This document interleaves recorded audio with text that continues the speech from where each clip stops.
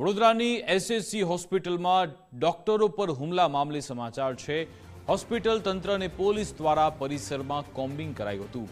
ડીસીપીએ CCTV સહિત સુરક્ષા વ્યવસ્થાનું નિરીક્ષણ કર્યું હતું। કોમ્બિંગ દરમિયાન પ્રથમ ગ્રાસે મક્ષિકા જેવો ઘાટ સર્જાયો।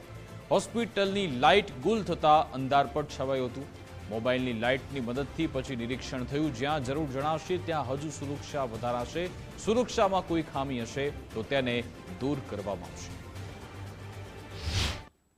એક સંયુક્ત ઓપરેશન ચાલી રહ્યું છે। આની અંદર સમગ્ર સિવિલ હોસ્પિટલમાં જેટલા પણ પ્રિમાઇસીસ છે, જેટલી પણ બિલ્ડિંગો છે, જેટલા પણ નાના નાના વિભાગો છે, એમના સિક્યોરિટી કોણ છે, એ બધાનું બ્રીફિંગ ચાલુ છે।